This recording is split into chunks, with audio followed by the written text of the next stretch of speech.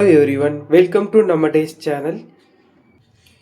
இன்னைக்கு நம்ம சேனலில் பன்னீர் கீமா ரைஸ் எப்படி பண்ணுறதுன்னு பார்க்கலாம். அதுக்கு தேவையான பொருட்கள்: ஒரு பெரிய வெங்காயம், பீன்ஸ், கேரட், இஞ்சி பூண்டு விழுது, பச்சை மிளகா,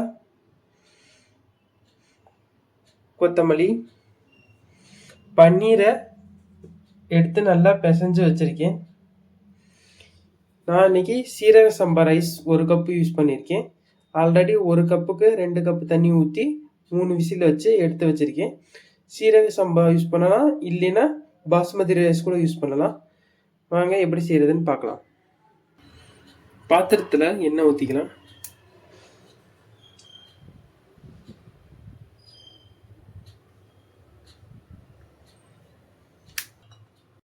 அது கூட கொஞ்சமாக பட்டர் ஆட் பண்ணிக்கலாம். பட்டர் வந்து ஆப்ஷன் தான், உங்களுக்கு வேணும்னா ஆட் பண்ணிக்கலாம்.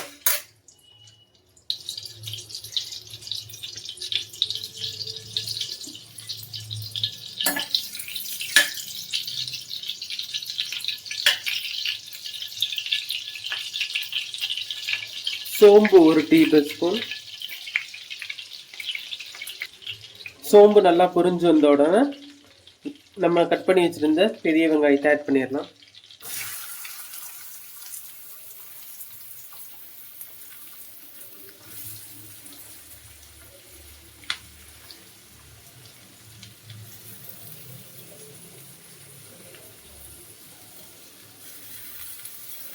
நல்லா வதங்கட்டும்.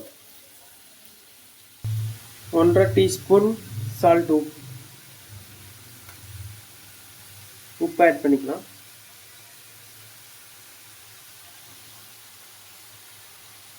உப்பு ஆட் பண்ணிட்டு நல்லா வதங்கட்டும். வெங்காயம் நல்லா வதங்கினதுக்கப்புறம் இஞ்சி பூண்டு விழுது,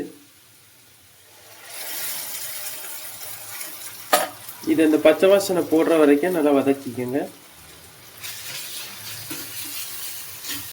இஞ்சி பூண்டு விழுது ஆட் பண்ணதுக்கப்புறம், பச்சை வாசனை போனதுக்கப்புறம் பச்சை மிளகா, பீன்ஸ்,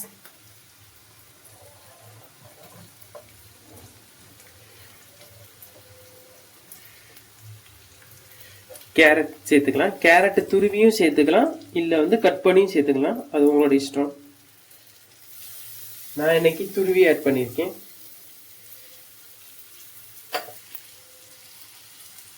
அதுக்கப்புறம் 1 டேபிள் ஸ்பூன் மிளகாத்தூள், கலர் வேணும் அப்படின்னா 1 டீஸ்பூன் காஷ்மீர் சில்லி ஆட் பண்ணிக்கலாம். காஷ்மீர் சில்லி வேணாம் அப்படின்னாலும் ஸ்கிப் பண்ணிக்கலாம். கலருக்காக தான் நான் காஷ்மீர் சில்லி ஆட் பண்ணுறேன்.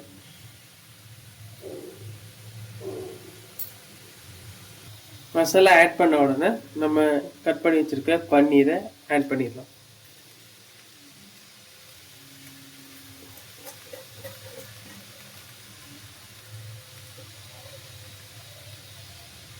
பன்னீர் ஆட் பண்ணி 2 நிமிஷம் நல்லா கிளறி விடுங்க.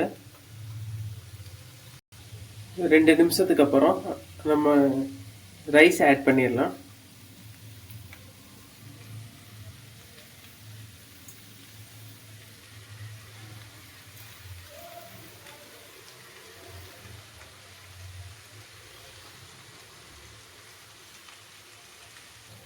ரைஸ் ஆட் பண்ணதுக்கப்புறம் 1 டீஸ்பூன் கரம் மசாலா,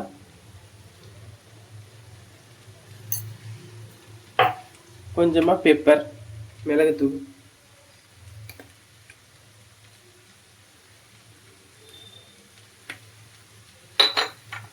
நல்லா மிக்ஸ் பண்ணிக்கணும்.